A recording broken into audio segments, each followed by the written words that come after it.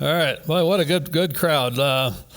See a lot of familiar faces. I really want to thank Martin for helping me get lined up with Dave.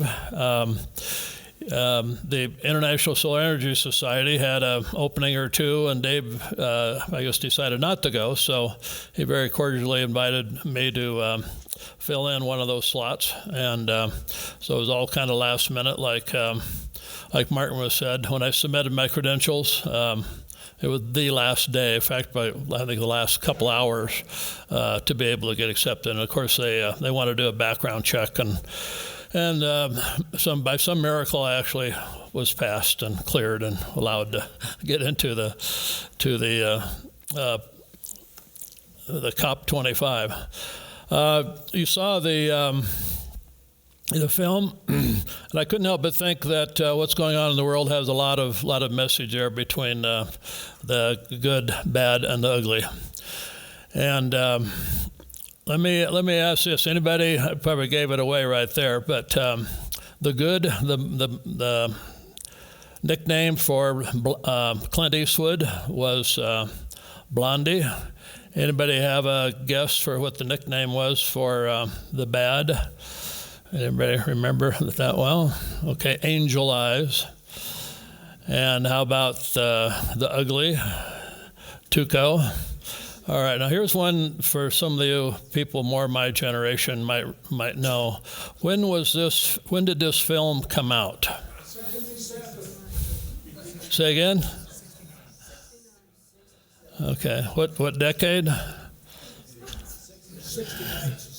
59? 69, really close, sorry.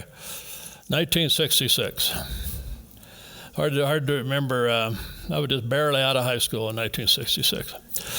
Okay, so generally thinking the good, of course, that's solar, wind, energy conservation, carbon sinks, all that good stuff. The bad, coal, natural gas, methane, fossil fuel companies, etc. And the ugly is what is happening in the world, so all over the world, with increased CO2, global warming, climate change, severe weather, etc. So that's going to be kind of the theme. This is the facility at Madrid, and that advertisement there happens to be for the largest electric company in Spain. And you can see this was the very first day, actually the second day I think it was open, and no security. That did not last very long. Once the dignitaries started to show up, like Martin was saying, heads of state, the security was really tight. That whole area was covered with policemen, guys with their high-velocity rifles, AK-47s, whatever. And each night they had this big banner going on the front of the building. It was really nice. Some of the excitement, of course, was Greta Thunberg showed up during the second week. The paparazzi was absolutely crazy. And, of course, right then she was also named Time Magazine of the Year, so it was a lot of excitement. They would always bring her in by the back door. I just happened to be in that area when they brought her in one morning. And so I better get out of here. So I went around, and here came the paparazzi running around the corner. And the lead guy had his tripod with the points forward running full blast. He almost got me, but I guess he learned that as a good way to clear the crowd when he was running. So the ISIS shared a booth with the Solar Cookers International, and what a great group of people they are. Joe McCabe in the audience, I see him. He's their local rep here in Colorado. You probably see him at have seen him some of the solar events with his solar cookers out there. And of course we had an occasional dinner together and that type of thing. The countries had large pavilions. It was a huge facility. It took about 20 minutes to walk from one end to the other. And so there was probably 30 to 40 of these really large pavilions with things going on all the time. There's Bangladesh and China. India, of course, had a big pavilion. Japan, And the Nordic countries got together and had one. I happened to talk to them and mention that all my ancestors were from Sweden, so they gave me this really nice Swedish banner to wear around. They're a really great bunch. And at the end of each day, if I mentioned, it's a 2-day event, 2 solid weeks. And at the end of each day, they would typically have somebody from the main delegation to come up and talk about what went on that day. And this day it happened to be the Deputy Secretary General of the World, the WMO, and we'll get into talk about that a little bit later. But WMO actually is what started the several years before the World WNFCCC. The World, let me go to the next slide. World Nations Framework Convention on Climate Change, an international treaty. So what I went to, of course, was the COP 25, Conference of Parties 25. It was obviously the 25th event. And in November 1988, I think a lot of you have heard about the Rio event in 1992. Well, this was 4 years before that. And so WMO joined with the United Nations Environmental Program and established Intergovernmental Panel on Climate Change, the IPCC. And I'm sure a lot of you are familiar with them. They're the ones that come out with these amazing reports and analyses and on a regular basis. So in June '92 was the Rio Summit. I happen to know a couple people that were at that. Bruce Hutton at University of Denver, for one. And in '92, the U.S. signed that, but did not ratify it at that time. Actually, it's a 2-stage process. The Conference of Parties people get together, decide on it, they sign it, they put it out there, and then it needs to go back to the heads of state for the particular countries to actually ratify it. And also, what came out of that was not only the whole UNFCCC process, but also the Convention on Biological Diversity, which the U.S. signed but did not ratify again, and also the Convention to Combat Desertification, which the U.S. did sign and did ratify. It's one of very few treaties that the U.S. signed. And a lot of you probably know Lois Barber. She lives here in Denver area about half the time. She was extremely active to get that passed and signed back in the early 90s. Okay, I'm going to go through this fairly quick because it's a lot of detail, but it's a really interesting history, this whole process. So in 1994, there was enough signatures. The 50th one to ratify was actually by Russia, and 196 parties signed, not including the United States. Okay, the first Conference of Parties in Berlin in 1995. In December 97, the Kyoto Protocol was adopted by this is the next step, and by the Conference of Parties 3. And then in about that same time, I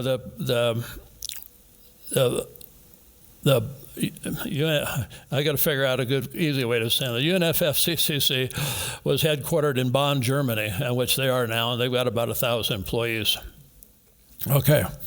So the Kyoto Protocol, okay, was accepted, but then you have to write a rule book, right? So it took 4 years for the parties to negotiate and come up with a rule book, and that was a major breakthrough in 2001. And also remember that a convention is synonymous with a treaty. It's pretty much the same thing. There's 560 of them all total into United Nations, and it needs to be signed and then of course ratified. And so it takes a long time to work through this whole thing. So then once that major breakthrough came through for the Kyoto Protocol, and it was signed except by the United States.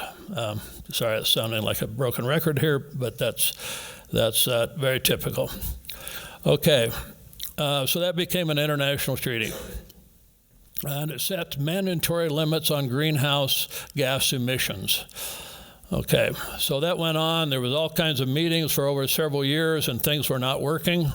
And they realized they're not working. There were funding mechanisms set up, all kinds of carbon technology techniques, but they realized, hey, this is not working. So in 2014, reality check, it's not working, and so on.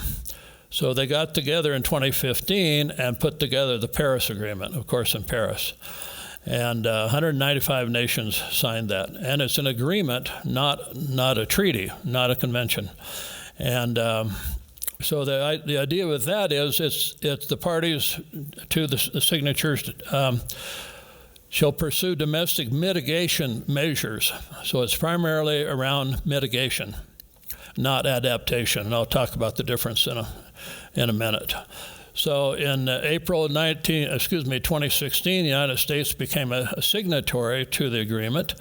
And then in September 2016, President Obama actually signed it.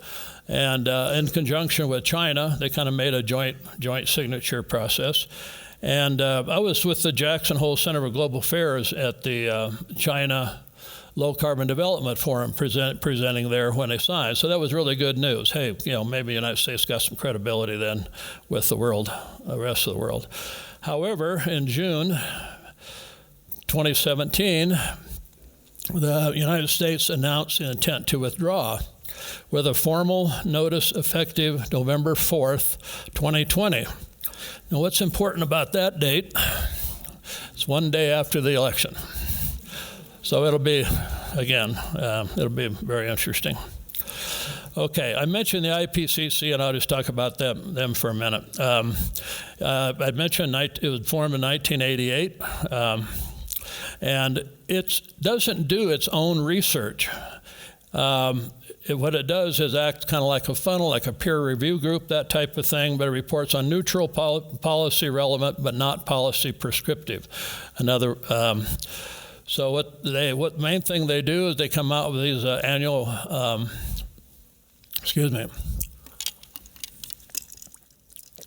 annual reports. AR5 is finished and AR6 is well underway. And these are special reports, methodology, analysis of what's going on in the world as far as climate change.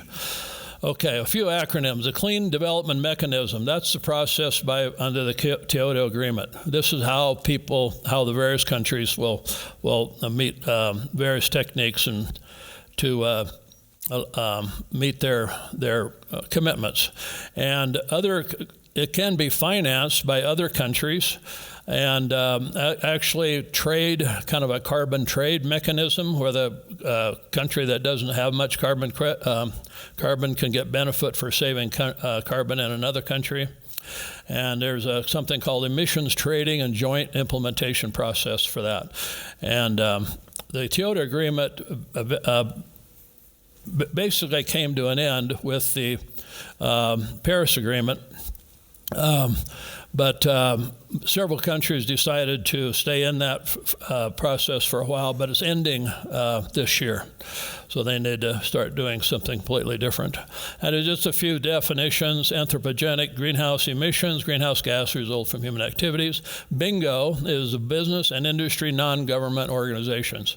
And that's a way of getting industry to work with non-government. And Dave might talk about that. I know ISIS is working in that area, working with industry a lot. And then, of course, you have to have plans and actions. So the National Adaptation Programs of Action is the documents that's put together by the least developed countries, identifying urgent and immediate needs for adapting to climate change. So they have the plan, and then they have the action documents. So NDCs, nationally determined contributions, that's under the Paris Agreement. Okay, you all have probably heard enough of this now. Let me go back one more. Oh, one other comment is peak. Everybody talks about peak. Well, that's when your country will hit peak CO2 and then hopefully go down after that.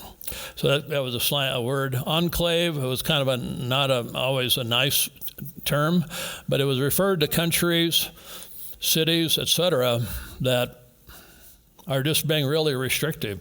Immigration, not helping others, not providing funding, et cetera. The idea is, it's kind of a nasty term, and in some ways is that, hey, I have it all, I may not help you. So occasionally that term was thrown around. So just a few more, I just threw this slide up. You walk into a presentation, and I don't think I mentioned there was at least 30 different presentations going on at any given time. So you really had to wander around, try to find, and it wasn't always clear. But there you go. There's a version of the leg to guide the support of the LDCs on adoption. Existence of well-structured adaptation process in the LDCs, formulation of robust and good quality NAPs. Are you all napping already? The implementation, identified in the NAPs, come funding from the GCF and other sources, et cetera.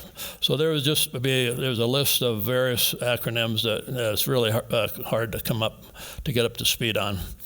Okay, most of those actions are tied in with sustainability goals. In 2000, the United Nations came up with 8 Millennium Development Goals, and then when that was ended in 2015, in 2016, the 17 Sustainable Development Goals took effect, and then there's like 169 targets underneath that.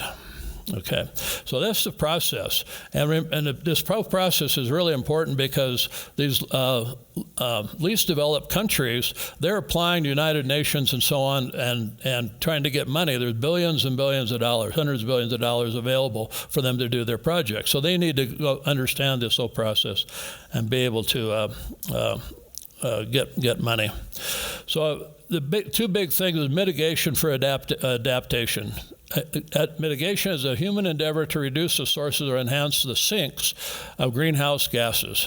Reducing using fossil fuels more efficiently, switching to solar energy, wind power, renewable energy, improving insulation of buildings is an example.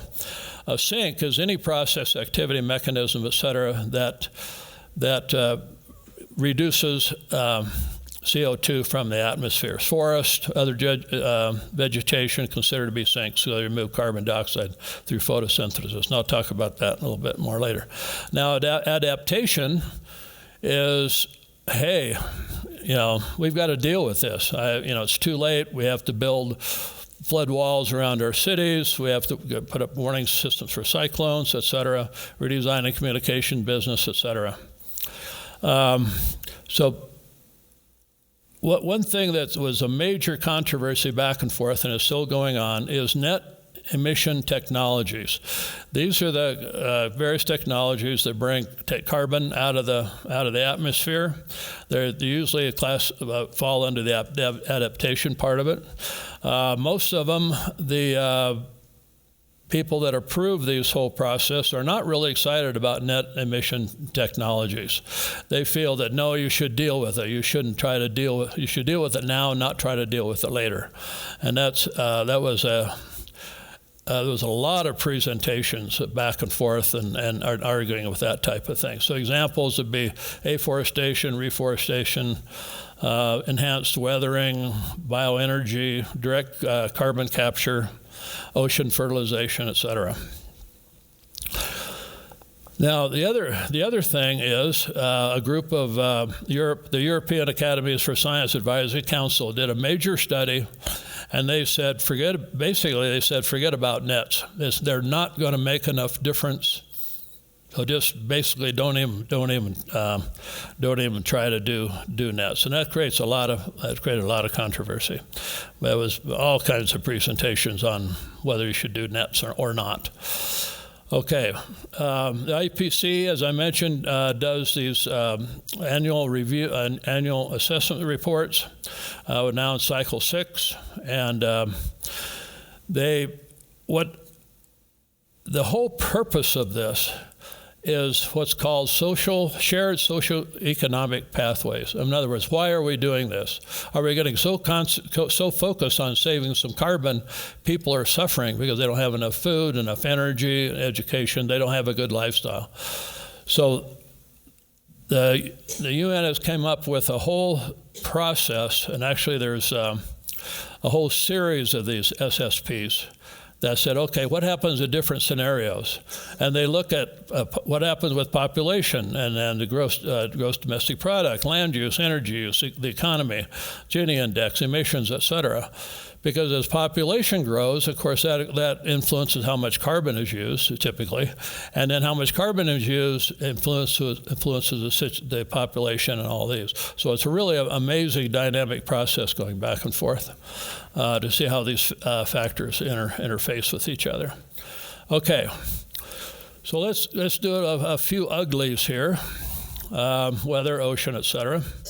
And one study just came out, I think December 30th. British Charity Christian Aid talked about $140 billion globally in weather-related damages. And of course, another ugly is Australia.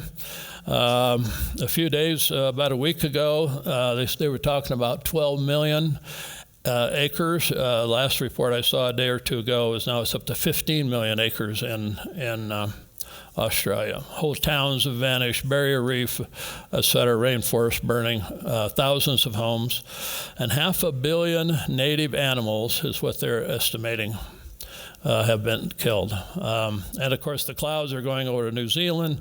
I think most of you know sometimes we get smog and pollution or smoke from California. Well, that's a very, very similar thing. Whoops, excuse me.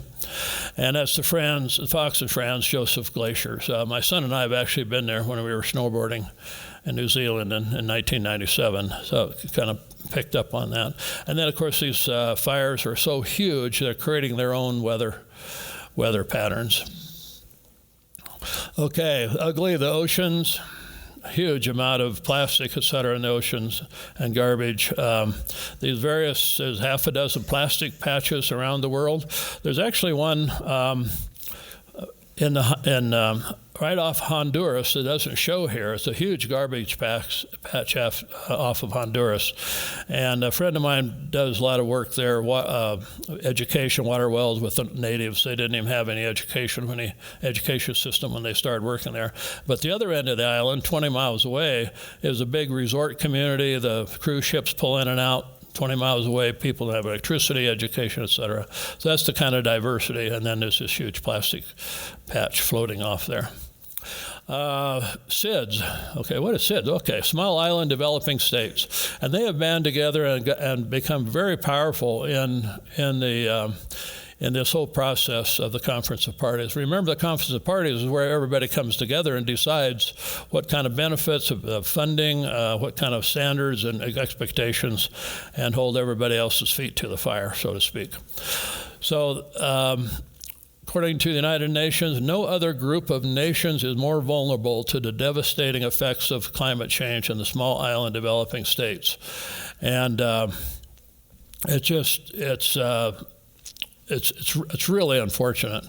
There's it depends on what kind of small states they are. Some of them are volcanic and they're probably not going to wash away, but a lot of them are just basically sandbars. And if they're long and narrow and waves and rising oceans levels, they're going to be pretty much gone. I'll tell one little story. There was a guy in the hotel with me, and we'd catch the bus, go back and forth. Got to know him a little bit. We just happened to be leaving the last day for the airport, and I asked him. I said, "Well, how did this go?" And he had told me earlier he was from a small country north of the Marshall Islands, and he said, "If we don't do something within 10 years, my country will be gone." He was about mid-50s. Always wore a suit. Very, very senior official.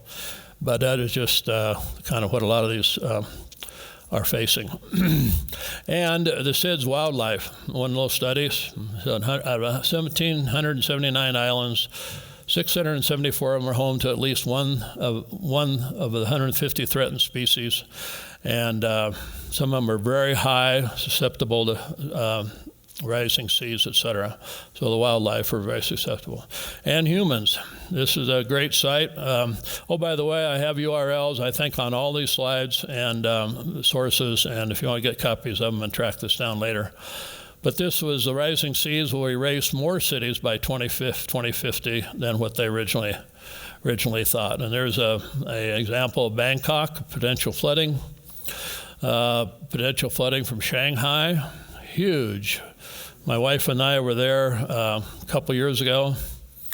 It's just amazing what might happen in only 30 years. 30 years. Okay. Now, whoops. There we go. Birds, 3 billion birds gone since 1970. My daughter-in-law is a research bird person with the Rocky Mountain Bird Conservancy, and her boss was one of the major authors on this study with Cornell. It's just 29% of breeding birds since 1970 are gone. Okay, another study from Irvine, California. Alarming rate of Greenland losing ice mass 7 times faster than the 1990s. These are all ugly headlines that you've seen over and over. 9 tipping points. The ocean currents, ice sheets, large forests, Amazon, the northern forests in the United States and Asia, permafrost, etc. There's any number of people studying these, following them, and there's a little more detail on the global meridional, did I say that? Pretty close. So overturning circulation. And of course, it's going to have a big effect up here on the North Atlantic. All right. Air Quality Index. This is a great site to go on. You can drill down and find the air quality in just about any neighborhood in the world. And it includes all air quality, ozone, nitrogen dioxide, sulfur dioxide, carbon monoxide, etc. So there's the world view. Of course, you can see the huge concentration there in China, and also in the old Iron Curtain countries in Europe. Okay, there's one for Denver. We're looking nice and green, but there it is for Beijing. Really not a good thing. And of course, there's the Iron Curtain countries I mentioned, and of course, I had to pull up Australia. And those dark purples say 999. The chart only goes to 500 off the chart. Okay, the bad. And the Keeling curve, I think most of you have seen this many times. Measurements been taken since 1958. I've actually been up there to the top of that mountain. This is a very interesting graphic. It shows back in, say, 2005 that the southern hemisphere was pretty decent. It was down around 350 range or so, but up through 2014, now it's in the yellow sage up there around 400, and of course the northern hemisphere is in the red zone.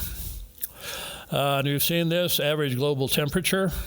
But one thing that I haven't seen too much about is simply that the land surface temperature has already exceeded the 1.5 degree centigrade that everybody's trying to go for. And it's really the oceans that's tempering the global temperature. So we need to take care of the oceans.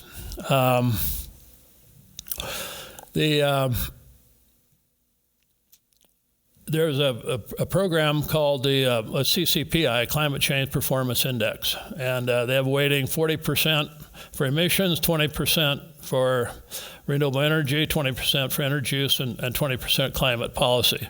In other words, they rank and rate the main countries, 56 countries, and the EU, which are responsible for about 90% of the global greenhouse gases. So they rank the countries, Sweden, Denmark, and Morocco, at the top 3. And the bottom 5 is Iran, South Korea, Taiwan, Saudi Arabia, and the United States, rock bottom. Okay, there is the top quadrant of the list. You can see United Kingdom doing pretty well. Lithuania, India is doing really well despite all the coal, and I'll talk about India a little bit later. Chile is doing well, et cetera. In the second quadrant, we have France, et cetera, Germany, and so on, and China, big number 30 on the list. We'll talk about that in more detail, why China is ranked so high. And there's the third quadrant, South Africa, Mexico, Cyprus, et cetera. And then, of course, there's the bottom about 14 or 15 there. Turkey, Bulgaria, Canada, Australia, Islamic Republic of Iran, Korea, Saudi Arabia, and the United States. Now, that's one tracking mechanism. There's another one called Climate Action Tracker, which does a similar type project. They have different criteria. Okay, so when the UN models does their various models, they look at these various different ways of what's going to happen as the climate, as CO2 increases. And what's interesting about this, if you look at the RCP, the Representative Concentration Pathways, of 8.5, you see that curve is accelerating. And this is important to know that that's one scenario. And we're pretty much on that path. It's accelerating. And then the next one down, well, it's increasing, but it's increasing in a straight line. That's not quite so bad. And then one goes up and levels off. That's good. And then the bottom one, the green one, goes up and then kind of goes down. Well, hopefully we can stick with the RCP 2.6, but we'll have to do a lot of work. Okay, but the UN in all their studies, the IPCC uses these type of projections to say, okay, what happens if we do this and this and this, and they have huge consumer models. This particular graph, it doesn't have anything to do with the Conference of Parties, but it's a neat website where you can drill down to your local zip code and see how much energy you're using for travel on an average in your community: travel, housing, products, food, and services. That's your personal consumption. And then there's another production of CO2, if you want to think of it that way. And then another one. Then, of course, there's another whole bunch for government and construction, et cetera. Okay, before I go to the next slide, I think most of us understand that power production, coal, natural gas, et cetera, is the biggest contributor for CO2. And then what is the second one? What is the, and no fair if you saw this on my Facebook. Did you see it? No, okay. But what do you think is the second biggest reason for CO2 emissions growth since 2010? In other words, what's contributed the most to CO2 since 2010 in the world? All right, and I have anybody come up with an answer?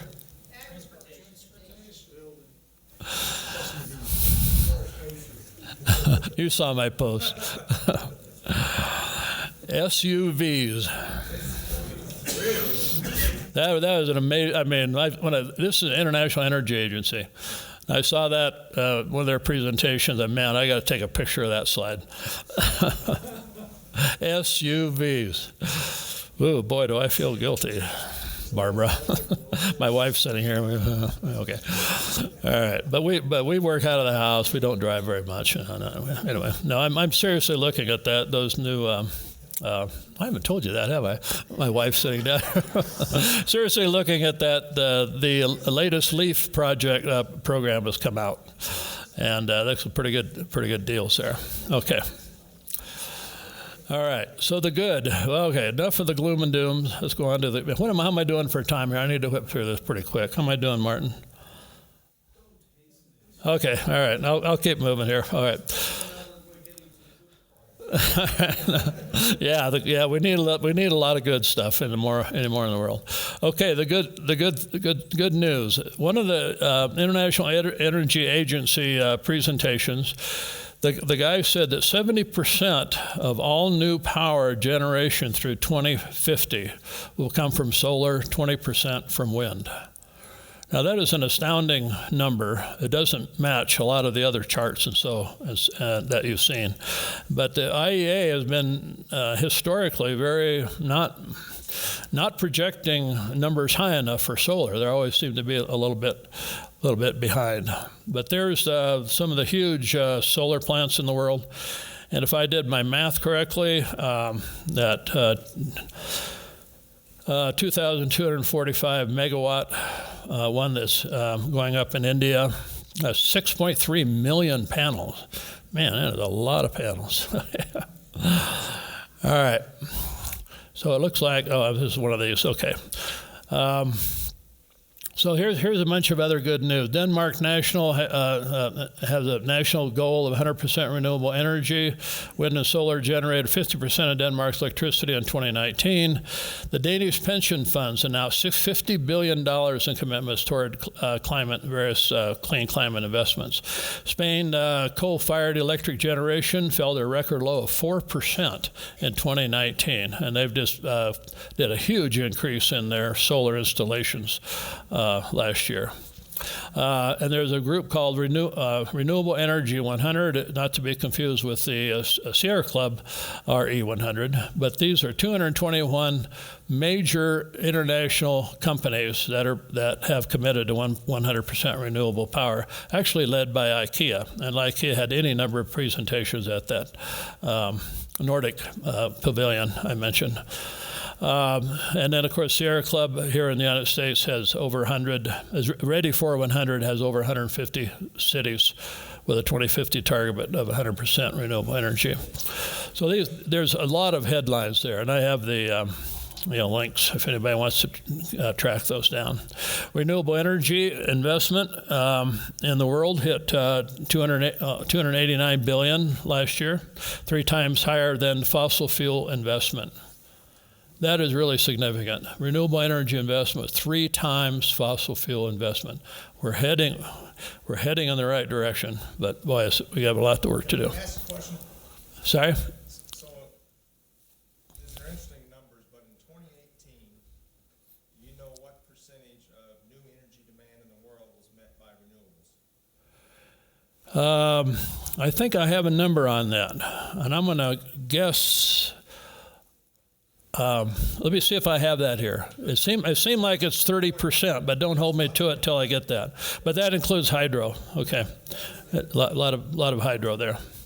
But let me just quick go through the numbers, and I'll be happy to answer. Put it in perspective. I mean, these are interesting numbers, but you put it in the perspective of what's really going on in the world. And it's a much different picture, I think, than what you're showing. Yeah, no, I totally agree. We have a long ways to go to replace. Not only do we have to meet the huge increase in energy demand in the world that's going up like crazy, but we also have to replace what's there. So it's a double-edged sword, and it's going to be extremely challenging. 75% of new energy demand in 2018 was met by fossil fuels in the world. I don't know. But let's track down the numbers later. But anyway, these I think are a little bit different. Okay, so excluding China, which is the big boy in the room, investing in the developing world increased 6%. Investments in Europe rose 39%. Solar and wind in Spain, a 5-fold increase I'd mentioned. Globally, excluding hydro, investment in new and coal-fired gas generation capacity was $95 billion. Okay, so these are numbers from the. And when your question brings up an excellent point, when you look at numbers like this, say, okay, where did they come from? Well, this original one was from New York Times, and then then I drilled down, and then it went to Bloomberg, and then it drilled down one more, and went to another group, and drilled down once more, and REN 21. And Dave will be speaking next, has worked a lot with REN 21. In fact, Barb, would you grab those 2 documents out of my briefcase there? Yeah, they're inside the briefcase. I just happen to have a couple of their documents. So it's really important to know where these numbers come from, and are they credible? These are two of the REN 21 documents. Now at COP25. This type of paperwork was almost entirely unheard of. In fact, this was the only, and I kind of questioned the REN 21 folks. I said, man, you got all these documents, and they went, they had printed them up for another occasion, but these two documents, let me set my water down, one is renewables on the global renewable energy transition, and then the other one is on cities. And Dave's going to present a lot of the data from these books. And if I remember, you have contributed to some of these documents and so on. Okay, so I'll leave that to him. Okay. Oops, hit the wrong direction here. Okay, China again led the investment worldwide for the 7th consecutive year, $92 billion, accounted for 32% of the global total clean energy investment. Europe was at 21%, United States 17%, Asia Pacific 15%, India 5%, Middle East, etc., and Brazil 1%. Okay, Brazil always gets kind of a bad reputation. Okay, and India has got some bad reputation, but from various awards and so on. But they have, you can see the black lines there. Those are the coal plants they've been building, and then you see the blue and green lines. Those are the new clean energy facilities that they're going to be building over the next 5 or 10 years. Their plans. So they are putting a huge amount of money into renewable energy. It creates jobs, et cetera. I think I may have mentioned to some of you, I serve on the board of Remote Energy, and they do training all over the world for solar professionals. I've done a lot of training in India. There's no lack of the need there. Now, China gets a lot of grief. Yeah, there's no doubt. They produce a huge amount of the world's CO2. But Barbara Finnemore, she's been with NRDC for a long time. She spent a couple of decades in China, I think, and started their program there.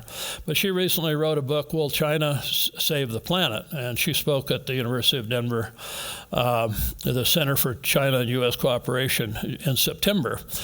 And I meant to bring her book, but anyway, she was there back in 1992 when the premier pulled together, I think it was 40 different countries to be able to go to Rio de Janeiro and be able to present their case as far as why developing countries should not be held to the same standard as a developing country.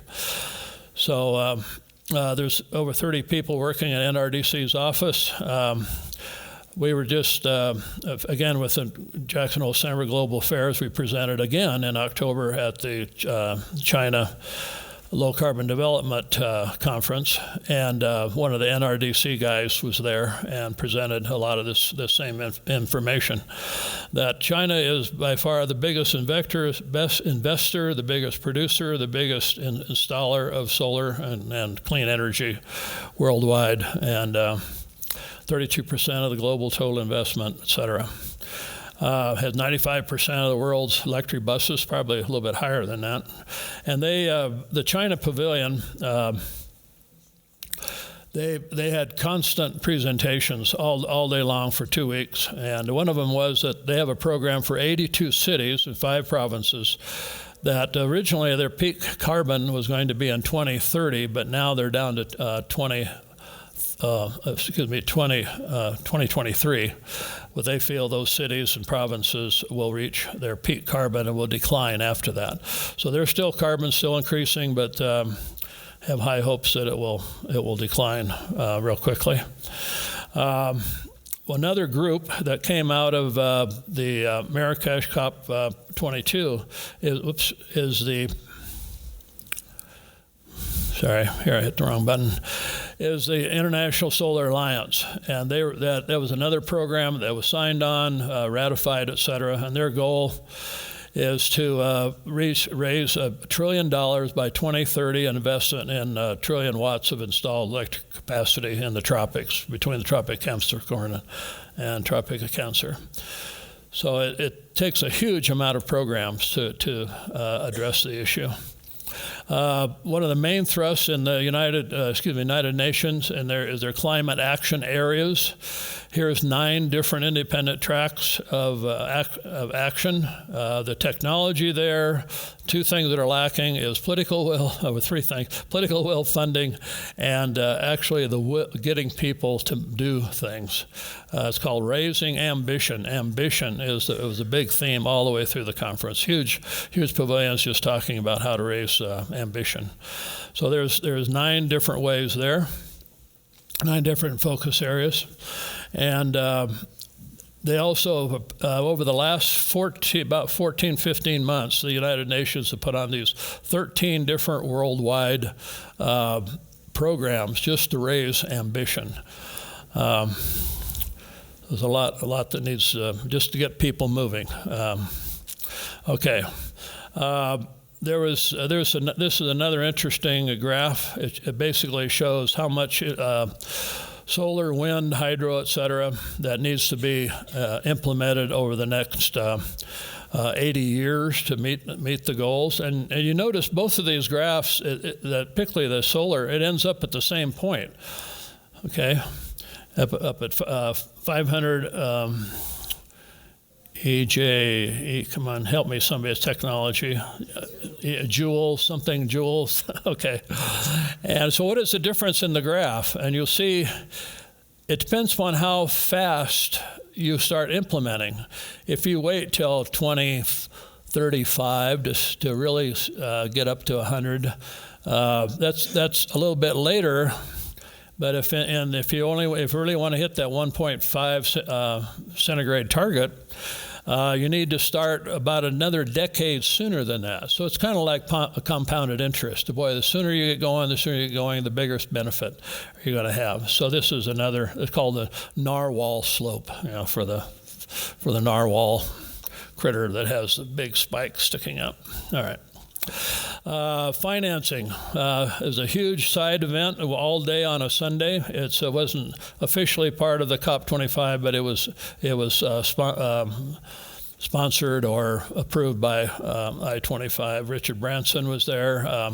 Had about 1,000 people just talking about how to invest in solar and how to get these things going, and wind, et cetera, worldwide. This is 10th World Climate Summit.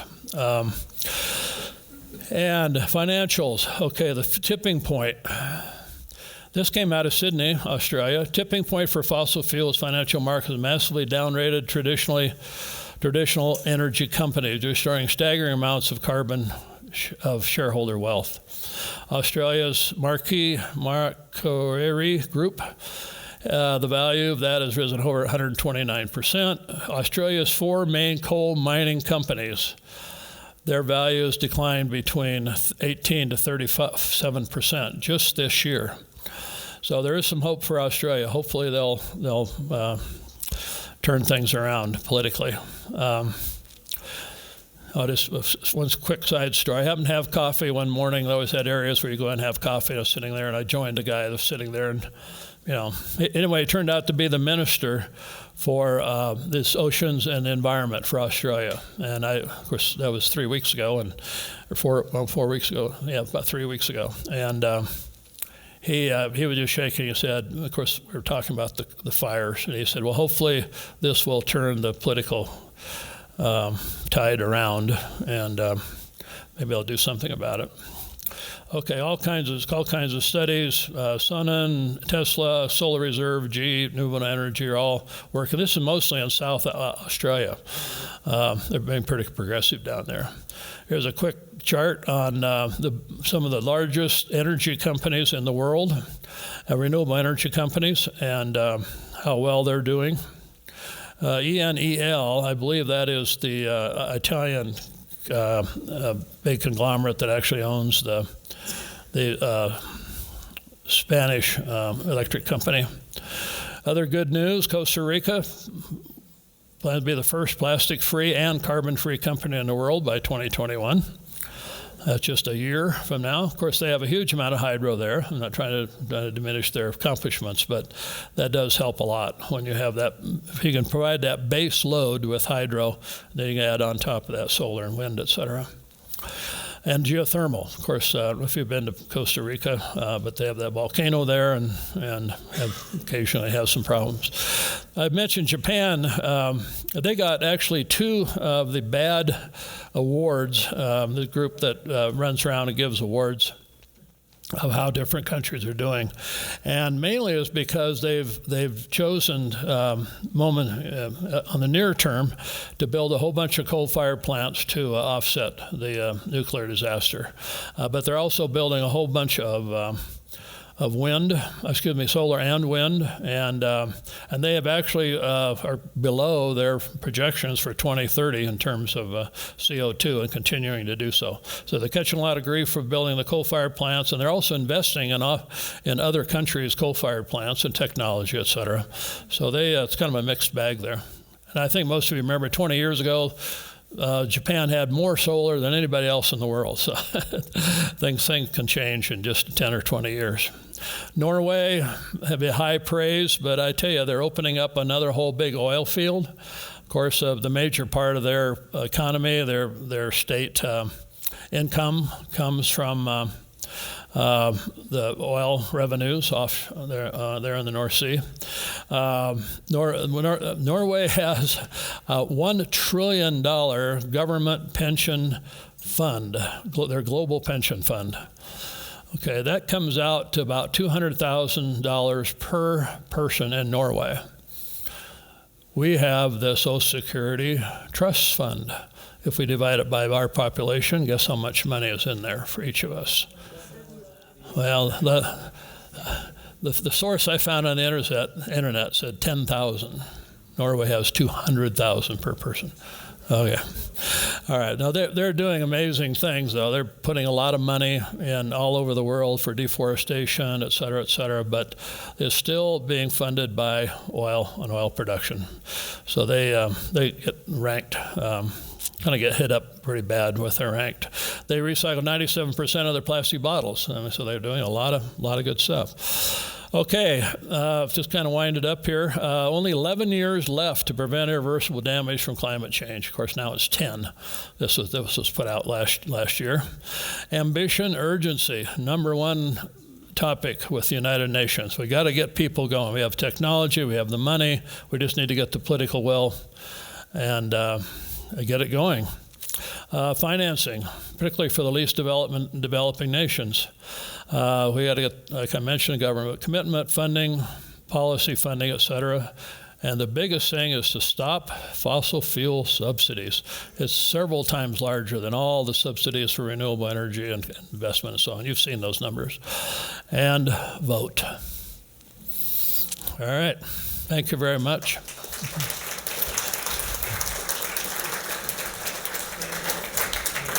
Okay. Thank you, Martin.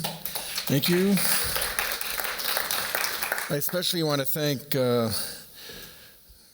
I put up a little spiel here about what ISIS is in case some of you aren't too familiar with that. And I'll put the whole slide up here because I'm going to have to go through this quite quickly because I do want to allow us some time for a little bit of discussion and questions. But I want to thank Robert for representing ISIS for 2 full weeks at the COP. These events are 2 weeks long. It's quite a commitment of time and travel expense. And so I really want to thank Robert for serving as an ISIS representative the whole time and for making the good connections, especially with Solar Cookers International. We really appreciate that. I've gone to a number of the COPs. I started back in the one in Copenhagen in 2015, I think that was. I can't remember now. It was COP 15, so it's 2010. Yeah, so it's a long time ago. And they're really quite an incredible event. They're very complex. It's very hard to understand exactly what's going on. There's multiple meetings at all different levels occurring simultaneously. It's quite a challenge to go to one of these and try to figure out where you should go next. There's so many opportunities, and it's hard to get the schedule down. So Robert did the right thing by staying in there for the full 2 weeks, because it takes probably a week just to figure out what's going on and then take advantage of that for the second week. And I'm usually there only for 2 or 3 days. But one of the key things about this slide, it's a brief history of ICES and its relationship to ACES. But it's important to note that ICES is a UN-accredited NGO. And there's a bit of a process to go through and achieve that. But once you have that UN accreditation, and also once you start proposing activities at these events like the COPs, you become sort of embedded in their system. And ICES has been putting on side events at the COPs since the Copenhagen COP. And because of that, and because of our UN accreditation, we have a meeting or a side event every year. I think Robert attended the one we had this year. In fact, I think you helped out at the one we had this year.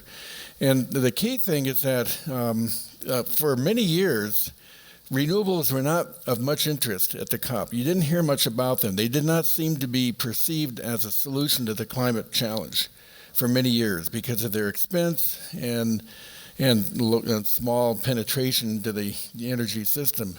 But that really started changing after about the Copenhagen COP. The IPC started taking a very close look at the role that renewables can play in climate mitigation. They produced a renewable energy report probably about 10 years ago now. That's quite a landmark report. And each of their assessment reports now put much more focus on renewables than the previous ones did. So it's a good thing now that you'll see renewables highlighted quite regularly throughout all the COP side events, whereas 10, 15 years ago, ICES is one of the few organizations talking about renewables at the time. So I've got a lot of detail here to go through. I don't want to take too much time. We had thought several years ago that we may have reached peak carbon, but that it's turned out not to be the case. Carbon dioxide emissions have been going up over the last few years, largely because of the economic growth that's taking place throughout the world, and also for other political reasons, many of which Robert's already talked about. So we thought maybe there was going to be a peak carbon that took place in the 20-teens. That's not happening. We now are hoping for sure that it happens in the next decade, in this decade we're now entering.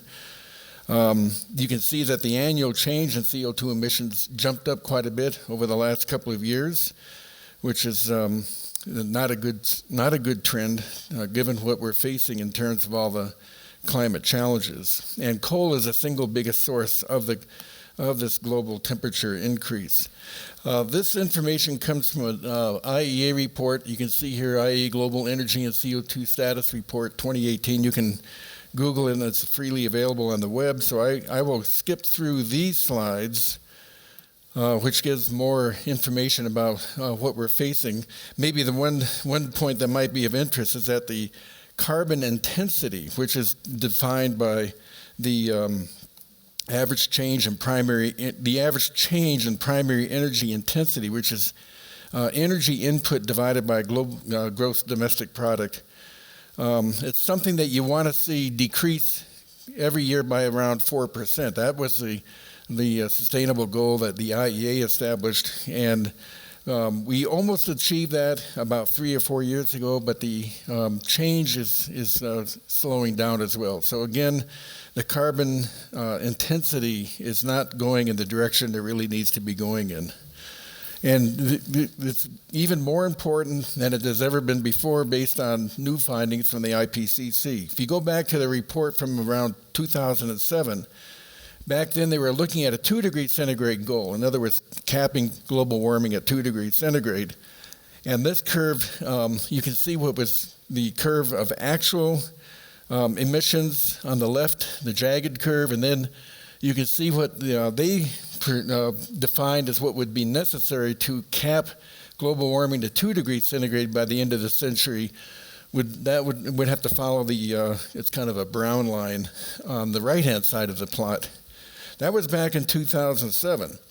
Well, since then, the IPCC has learned that 2 degrees centigrade is not an adequate limit, that we really need to be shooting for 1.5 degrees centigrade.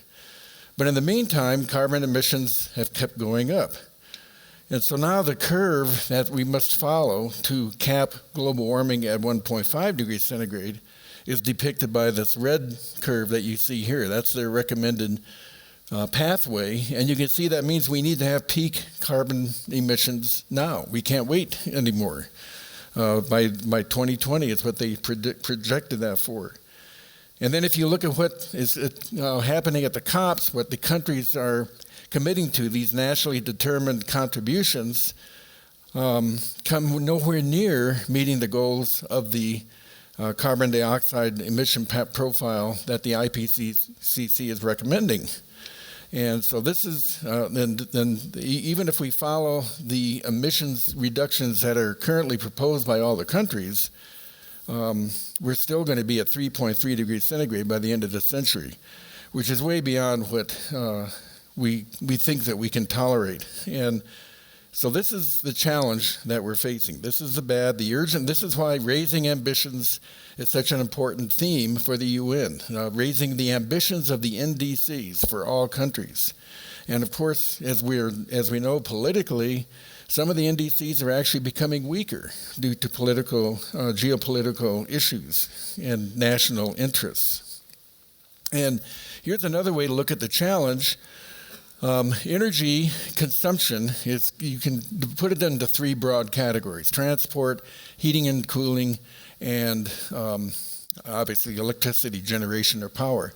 But our use of electricity actually only represents around 20% or so of our total energy consumption. Much of it is in heating and cooling. About half is tied up in heating, mainly heating. And of course, the other 32% then is going to be in transport. Well, we're showing some progress in penetrating and getting renewable energy, solving the power generation problem. We're up to about 26%, especially if you include all hydro systems.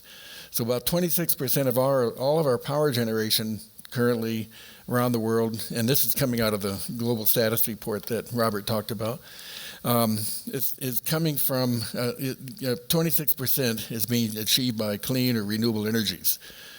Only 3%, however, is being met by renewables in the heating sector. And so that's where a major challenge exists right now for us to deal with. But also in the transport sector, only about 10% or so can be considered renewables, and much of that is biofuels. So obviously, and then even if we do make 100% contribution for all these energy end-use consumption areas, energy still only is about 2/3 or so of the total cause of carbon emissions into the atmosphere. Land use practices is the other third, and we have a lot of work to do, as you can tell from especially from the fires that we're seeing recently. We have a lot of work to do to reduce and reverse carbon emissions from our land use practices. So these are, again, another way of looking at the challenges that we're facing.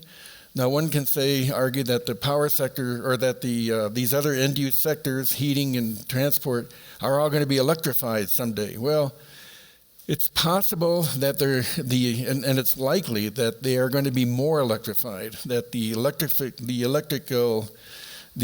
power sector is the one that's growing the fastest compared to these other two.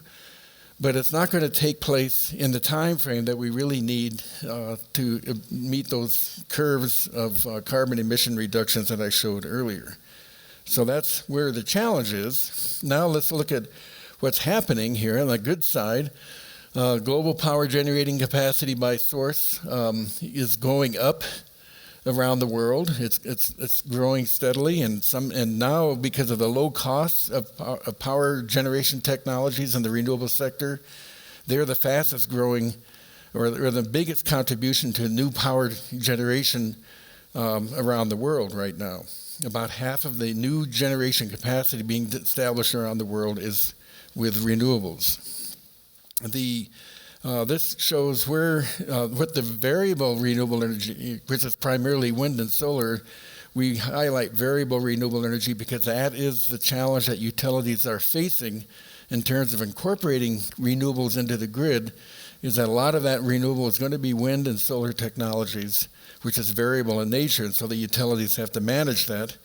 And we can see here that variable renewable energy is growing and has achieved up to 20% in quite a number of countries. As you can see, Denmark, it's over 50%.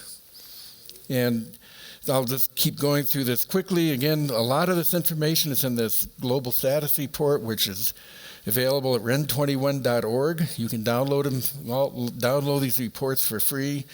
You don't have to carry the paper around if you don't want to. And they're just an invaluable source of information for understanding what the status and the trends are for renewable energy. Global PV capacity reached over 500 gigawatts last year. It's probably over 600 gigawatts by the end of 2019, and it's projected to go to a terawatt probably within the next 2 to 3 years. And the substantial additions are occurring primarily in China. As we've already heard, the United States is actually one of the biggest contributors to the growth of solar. Japan, despite the contradictions that we heard about, is also a major market. But I think one of the key things about this slide is that most of the PV market is tied up in only about 10 countries. Sure, those are countries that are going to continue to have a lot of demand for PV applications, but the industry, to be really healthy and viable, needs to have much broader markets. And so we're working hard to open up markets in the Middle East, as we've already heard, and in South America, and I think those are where the future markets are going to be. And as these markets grow and the other markets remain strong, the industry is going to just continue to grow dramatically over the next unforeseeable future, I guess, or foreseeable future. In the global solar thermal heating and cooling area, that's like solar home system, solar hot water systems in your used domestically. This is an area that has not been growing as rapidly. It's still roughly the equivalent as solar PV in terms of energy production around the world. But the domestic solar hot water market has really dropped off for a variety of reasons. The costs have not come down the way that PV costs have. We're beginning to see an introduction now of heat pump hot water systems that's going to work more effectively with PV systems than solar water heating systems are working.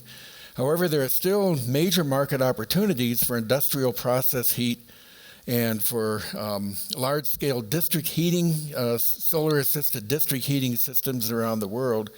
So there are certainly markets for the solar thermal area, but they're shifting into different areas, and the domestic area seems to be falling off, and especially in many countries where it was large, such as in China, for a number of years.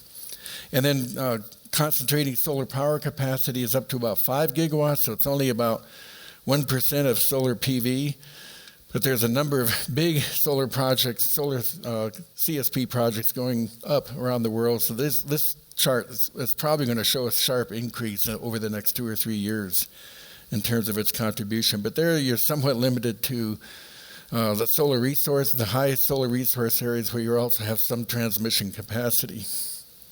And then global wind capacity is also over 600 gigawatts by now, and it's also growing quite well just because of the drop in costs. And here are the renewable energy generation cost profiles for the last decade or so. And as you can see, solar really showed a dramatic drop, and that's what's caused it to really proliferate over the last few years. But what's really interesting about this set of curves is that the conventional fossil systems are either staying more or less flat or even getting more expensive, whereas the renewable systems are dropping and are now cost competitive in terms of grid applications with the conventional systems. I keep bringing up the grid. As I mentioned earlier, the challenge for bringing in all these renewables into the grid are many. The utilities are struggling with them. There's a lot of infrastructure that has to be established to accommodate a large amount of variable renewable energy. Some utilities are much more out in front in this area, and actually Xcel Energy is quite one of the better utilities in terms of addressing the variable renewable energy coming into its system. And we saw some examples in Robert's charts from Ørsted, I think, is a very successful company. But what it means is a continued evolution and much more sophisticated grid that has to be developed that can handle variable renewable energy. And the grid will eventually, and the utility system someday will probably have a completely different paradigm than what it currently has. The whole concept of base load will probably eventually go away, especially if we have a very distributed energy system. And so we call this Grid 3.0, and one of the key features of this grid is going to be storage. It's one of the areas that's most important now in the renewable energy sector is storage at all different time scales. And here's an example of a large battery storage facility in Switzerland, but I think the key point about this slide are the investments being made and the growth that's being occurring and the decreasing in costs that's resulting from increased storage capacity being installed around the world. These are figures that come from Bloomberg New Energy Finance Energy Storage Outlook. And they're forecasting for another significant drop in lithium battery costs by 2030, and they see a lot of utility scale storage systems going in that's going to continue to drive down costs. And 3/4 of that market is going to be in probably those same 10 countries where a lot of solar PV is going in now. So just to close with some key takeaway messages, the good, I don't know if I define good exactly the same way Robert did. We didn't compare notes too much except for during halftime breaks and this afternoon during the games. But the good thing is that renewables are clearly making progress. They're making real substantial progress. Utilities are dealing with them seriously and favorably because they are coming in at such low cost, especially through auctions around the world. And this is causing an energy transformation. This transformation is driving and is also being driven by massive renewable energy deployments and investments. And this is especially due to a lot of activities going on at local, regional, and private sector levels. One of the key things about the COPs that we both have compared notes about and we see, the COP, of course, the fundamental purpose of the COP is to have the national governments get together to negotiate an international treaty on climate to address climate change. And those talks are going very slowly. The COP25 had certain goals that they were hoping to achieve. These did not get achieved, and so a lot of people are saying COP25 was a failure. I wouldn't call it a complete failure, but it's clear that progress at the national level is moving very slowly, not anywhere near fast enough to achieve the goals that we've talked about. On the other hand, so much activity is taking place at the local and regional level with the RE100 initiatives, which is supporting the industry side, and the Sierra Club's Ready for 100 Renewables, and the regional and national or subnational agreements to come up with a clean energy system are really growing. I'll be going to Abu Dhabi on Wednesday. This is hopefully nothing with the wag the dog scenario will take place, but I'll be going there to attend the IRENA General Assembly, and one of the things that I'm going over there for is I've been working with IRENA. I and a number of people have been working with the International Renewable Energy Agency, which is based in Abu Dhabi, on a 100% renewable energy report, and how utilities are, this year's version of this report, we do an annual report, we call it a white paper, and this year's white paper is going to focus on utilities in transition, and 2 utilities that are going to be highlighted in the report are City of Aspen and Hawaiian Electric. And you can see that the utilities working with cities and working with regional initiatives are really coming forward and wanting to see this succeed. There's a lot of motivation behind it, not just cost, but also the public's acceptance of their performance, all that comes into play in these case studies that we're looking at. So when I come back, I'll share that report with Martin, and he can share it with all of you, and we can see what's happening at the local and regional scale, which is quite phenomenal. The bad, of course, is, or maybe this is the ugly, I'm not sure which, the urgency of climate change means the transformation has to be accelerated. We are not moving fast enough to to achieve the mitigation levels necessary to avoid even further disruptions that we're already seeing now that Robert highlighted so effectively in his talk. And as I pointed out, renewable electricity alone is not going to solve the problem. You hear a lot about 100% renewables, but most often that applies only to the power sector. We have to be thinking much more broadly. We have to be addressing all end-use energy sectors for this to work. As we all know, there needs to be a lot more political will, and especially at the national and international levels. Just to repeat, the COP25, the COPs in general are not anywhere near where they would have liked to have been when the process started 25 years ago. We should be much further along than we are. And it's largely because of the national interests constantly coming up to impede the negotiations. And then the ugly, as we know, all new major carbon-based investments need to be phased out immediately. In order to achieve those carbon emission curve reductions that I showed earlier, we have to literally stop now from making any further investments in fossil energy. Unfortunately, that's not happening. As we already heard, Japan and Australia are supporting a lot of coal-fired power development, especially in Southeast Asia.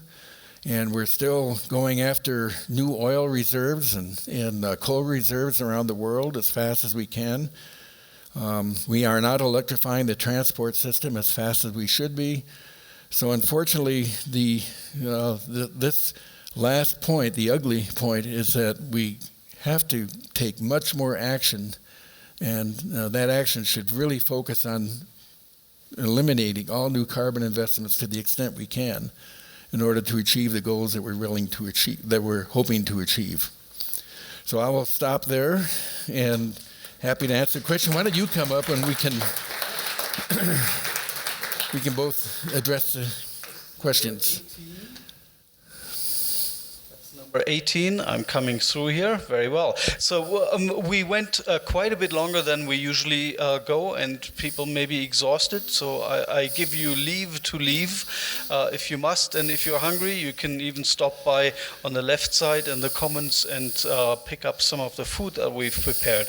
But I think we'll do about 10 minutes for Q&A. I'll hand out a microphone to people who want to say something so everybody can hear, and then we'll do the informal part after that. So let's start with Steve Stevens. One other quick comment. If you're interested in being involved with the IPCC, in being involved in that whole process. Because remember, IPCC does not do its own research. It reviews all this information that's coming in from all these people. There's a lady here in Colorado, and she wrote the section on one of the latest reports on high mountain communities. And that's a whole area that just you never hear about. But anyway, she was a co-author of one of those main things. So if there's an area of interest, they're always looking for people to come in. And I think REN 21 is always looking for people that can contribute. So don't think that it's always way out there you can't help, because you really can't. I would just want to point out that it's been discussed an awful lot about national, regional, state, local, never about personal. And so the will to do things, political will, only deals at those levels. But I want to say we really need a cultural shift to personal will. None of this has anything to do with whether you pollute, I pollute, and we need to get a culture of people doing what's needed to stop combustion in their lives and consequential combustion from their lives. Excellent point. Thank you. former Agriculture Secretary Tom Vilsack has been out talking up the idea that the agriculture America should want to participate in an economy in which they would be rewarded for activities, land use activities, that could benefit the carbon cycle and benefit them. Did you hear anything about this in Madrid? And are you hearing much about this? Do you see much reason for optimism that this will develop? There were several presentations, and I'm sorry, but there was like 30 presentations going on at any given time. But all the presentations are available under the, I think it's BSS, Bioenergy, Sustainable, whatever that acronym is. But they really didn't get down into specific technologies. This is all about government policy pretty much the whole time. So it's a good question. So, following up on that a little bit, because I have the same questions, either at REN 21 or in Madrid or anywhere, there's a lot of sunk capital cost that's going to be hard to step away from, and underlying all of this is an economy, like and it goes back to his point, who's talking about changing the economy? Because he's talking about changing the economy for farmers, and if there's economic incentives, but at that level that incentivizes businesses to step in, how much of that did you see him talking about? Go for it.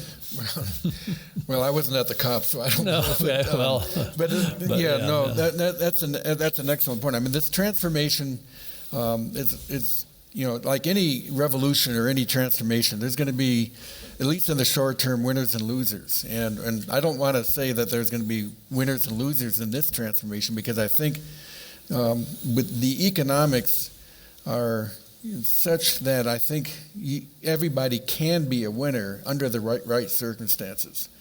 But it's all exactly how you do the transformation. For example, like coal mining jobs are going away rapidly in this country. A lot of that's not due to necessarily regulation. It's due a lot to the economic situation. And so the states like West Virginia have to adjust to make up for that. And they're doing that by identifying new industries that they can attract into the state that'll displace and find new jobs for the workers that are being displaced by the coal industry. But it's a very not an easy process. And Anyone talking about the sunk capital costs on all these coal plants?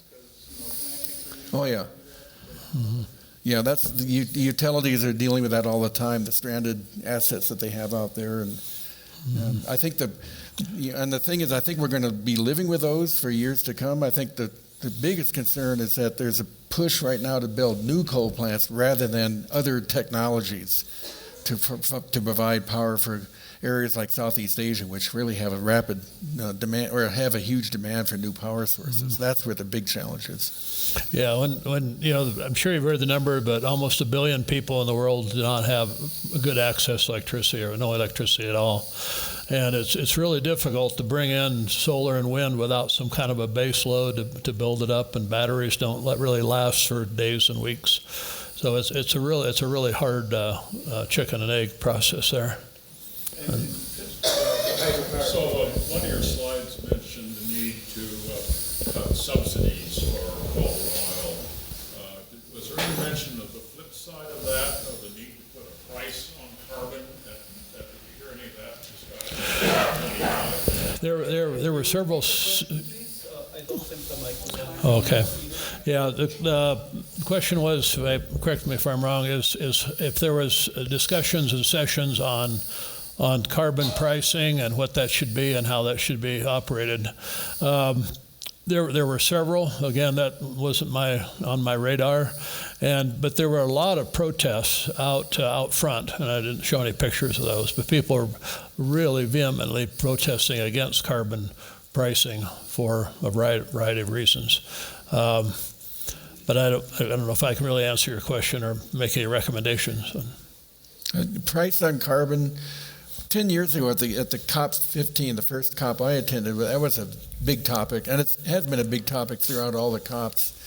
But there's the thinking about carbon pricing has been changing over the years, and I'm not sure if I fully understand all the policy differences now. But the calling it a carbon tax is no longer seems to be an acceptable way of defining what it is we're trying to do.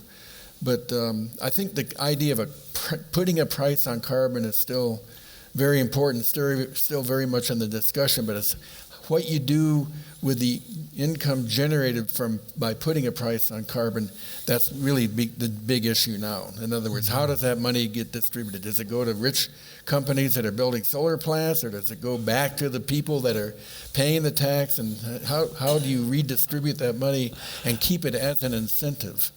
Yeah, I think that they ought to pay me for the carbon that I save from my solar system, about 12 tons a year, about a ton a month. That would be able. Why don't they pay me $60 a ton? Or I think the new green energy deal prices that are somewhere around $200 a ton. Man, that would be pretty nice. Get $200 a year for my 12 tons of carbon. That'd be a nice incentive.